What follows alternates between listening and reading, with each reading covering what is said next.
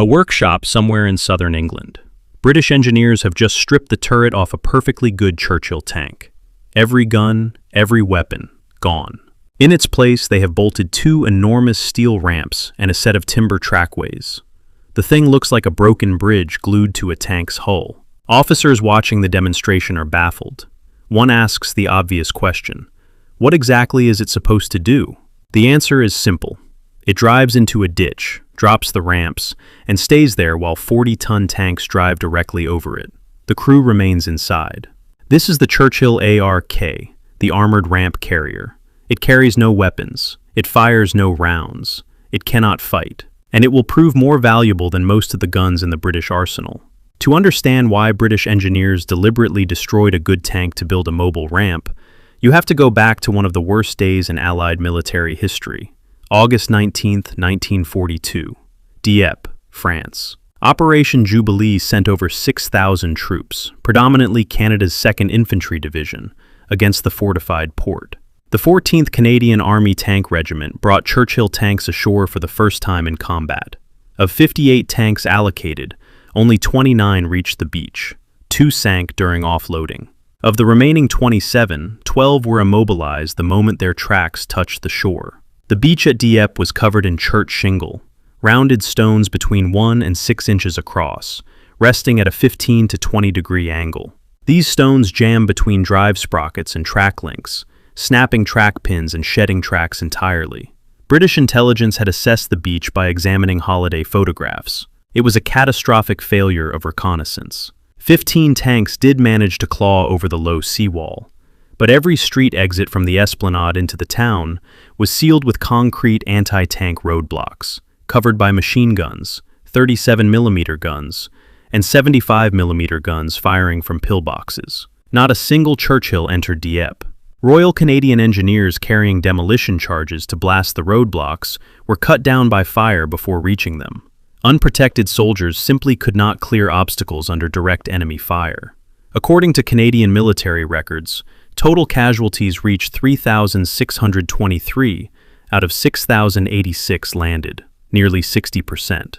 Canadian losses alone amounted to roughly 900 killed and 900 captured. All 27 tanks that reached the beach were destroyed or abandoned. Remarkably, the Churchill's armor proved so effective that very few crewmen died inside their tanks. The vast majority were killed trying to escape or surrender. Captain Dennis Whitaker of the Royal Hamilton Light Infantry recalled the killing ground. "The place is in the shape of a saucer," he said. "They were firing at us from behind, as well as the front and both sides." The official post-raid analysis was devastating. Dieppe proved 3 things that shaped every specialized armored vehicle Britain would build for D-Day. Seawalls, shingle beaches, and concrete obstacles could neutralize an entire armored force. Engineers needed armored protection to do their work, and standard tanks needed help crossing vertical barriers that tracks alone could not climb. Lieutenant J. Donovan, a Canadian engineer who survived, proposed mounting demolition weapons directly onto armored vehicles so that engineers would never again approach obstacles on foot under fire. His concept became the Churchill AVRE. The seawall problem, specifically the need to get tanks up and over vertical concrete barriers without stopping, drove a separate line of development. That line led directly to the ARK. The man who turned Dieppe's lessons into battlefield reality was Major General Percy Hobart. Born in 1885, Hobart was one of the most brilliant and most difficult officers in the British Army. He had formed the mobile force in Egypt in 1938, which became the legendary 7th Armored Division, the Desert Rats. But his abrasive personality earned powerful enemies. His superior, Lieutenant General Wilson, accused him of tactical ideas based on the invincibility of the tank to the exclusion of other arms. In 1940, General Wavell dismissed him into retirement. What followed was extraordinary. Hobart enlisted in the Home Guard as a lance corporal. Military theorist Basil Liddell Hart published a newspaper article that caught Winston Churchill's attention. The Prime Minister summoned the retired general to lunch at Chequers. Churchill then wrote one of his most forceful memos to the Chief of the Imperial General Staff. "We are at war, fighting for our lives," he argued. We cannot afford to confine Army appointments to officers who have excited no hostile comment in their career. This is a time to try men of force and vision. Hobart was restored to active duty, and in March 1943 received command of the 79th Armored Division. A crucial personal connection helped. Hobart's sister Betty had married Bernard Montgomery in 1927. She died tragically in 1937, but the family bond remained, and after Alamein, Montgomery threw his considerable prestige behind his former brother-in-law's work. From headquarters at Hertz Hall in Saxmundham, Suffolk, with a training center where German beach defenses were replicated at full scale, Hobart transformed the division into a military innovation laboratory. His first directive set the tone. Suggestions from all ranks for improvements in equipment are to be encouraged. The result was a menagerie of specialized armored vehicles that the Army nicknamed Hobart's Funnies. Swimming tanks, flail mine clearers, flamethrower tanks, assault engineering vehicles, carpet layers, fascine carriers, and the ARK. The Churchill ARK was built on the hull of the Churchill infantry tank, the A-22. The most dramatic modification was the complete removal of the turret. The turret ring was sealed with a blanking plate. All armament was stripped. The ARK was entirely unarmed. The ramp mechanism was purely mechanical, with no hydraulics. On the Mark I version, full-length timber and metal trackways were installed over the hull above the tracks. Each trackway was 2 feet wide, with regular crossmembers for grip. The configuration was deliberately asymmetric, a short front ramp designed to drop onto the top of a seawall, and a longer rear ramp extending back to the beach below. A ratchet attachment under the front ramps allowed the tracks to bounce the ramps against the seawall for a secure fit. The ramps were hinged, folded upward for travel, and released by a quick mechanism operated from inside. Deployment took under a minute. The Bedford Twin-6 petrol engine produced 350 brake horsepower. Maximum road speed was 27 kilometers per hour. Operational range was 144 kilometers. Hull armor was retained since it was structural, with up to 102 millimeters on the frontal plate. None of this was about fighting. It was about surviving long enough to reach the obstacle. According to wartime trials records, the ARK could bear a Class 40 load, meaning a full 40-ton Churchill tank could drive over it. For deeper obstacles, 2 ARKs could be stacked one on top of the other. 50 Mark I ARKs were produced by February 1944, manufactured by REME workshops, using conversion kits from T.C. Jones and Company. Meanwhile, in Italy, Army workshops independently developed their own version. Approximately 47 Churchill Mark III tanks were converted into what they called the Octopus. These used American treadway ramps at each end and had no separate trackways. Vehicles drove directly on the Churchill's own tracks. After D-Day, all surviving Mark I vehicles were upgraded to the Mark II standard, with longer ramps at both ends, and the left-hand trackway widened from 2 feet to 4 feet to accommodate wheeled supply vehicles. One experimental variant pushed the concept to its extreme. The Churchill Great Eastern used rocket-deployed ramps designed to span 60 feet and climb a 12-foot wall. At its first live trial, the rockets were so powerful they lifted the entire tank chassis off the ground. 10 were built. Only 2 reached France, and none saw combat before Germany surrendered.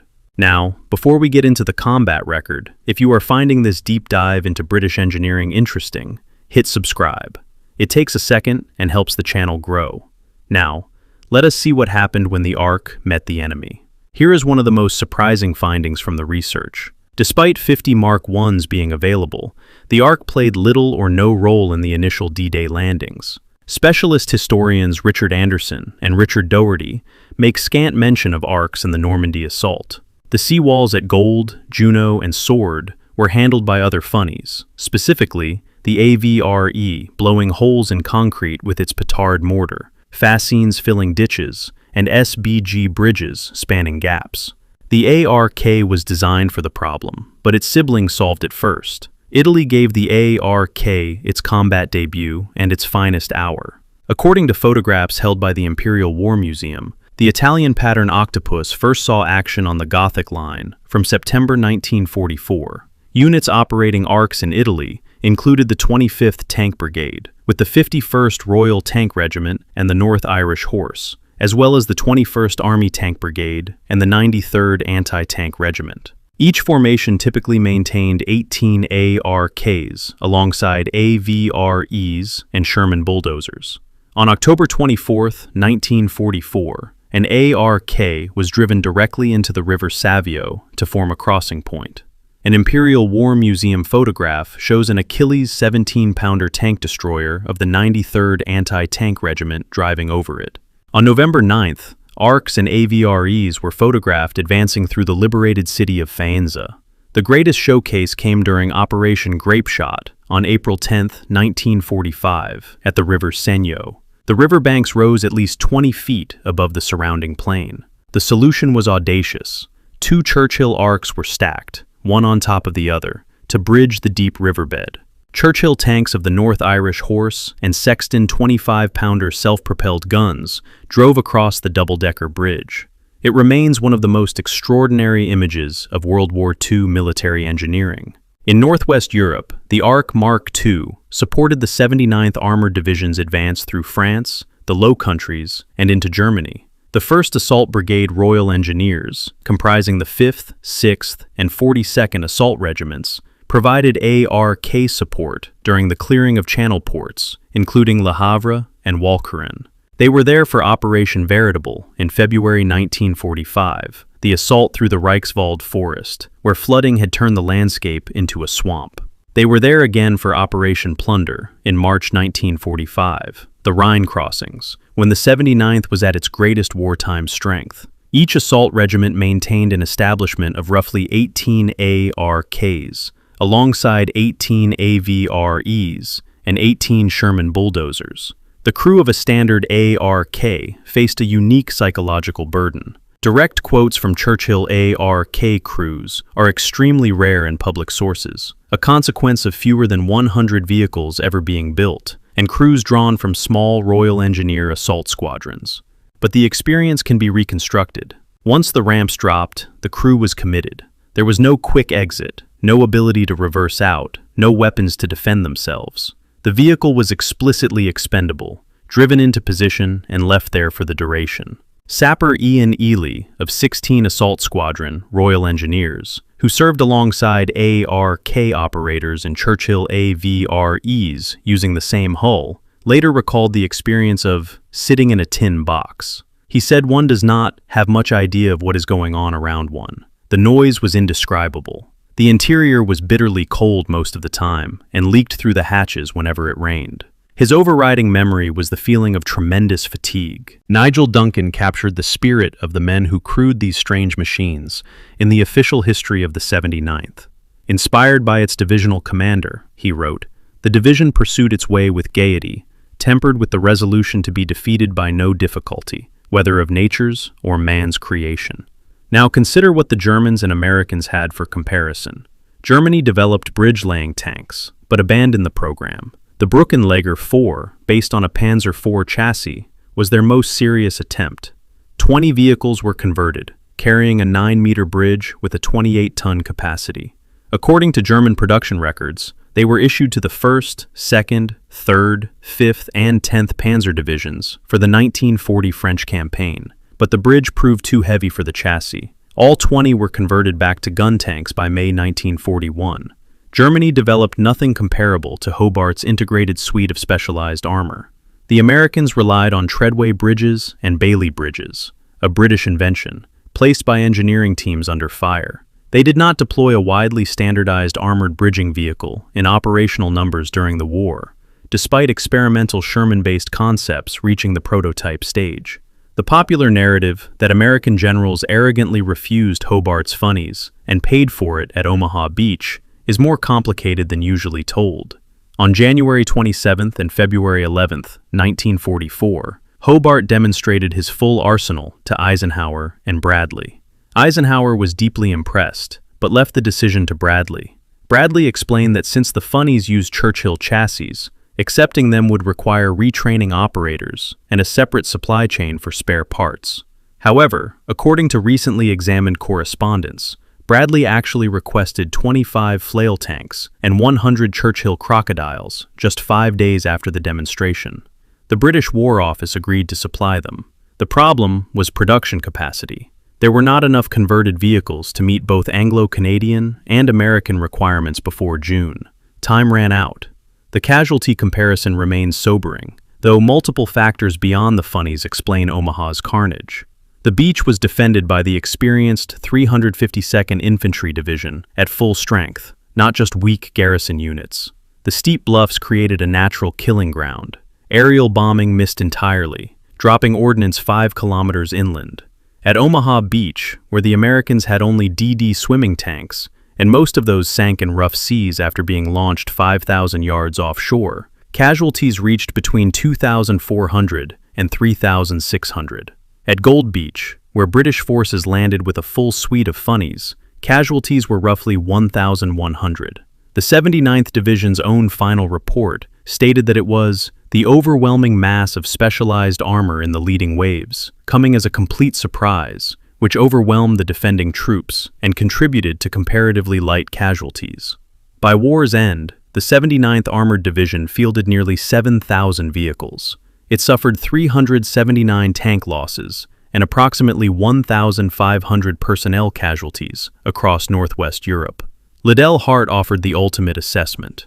To have molded the best 2 British armored divisions of the war was an outstanding achievement, he wrote, but Hobart made it a hat trick by his subsequent training of the specialized 79th, the decisive factor on D-Day.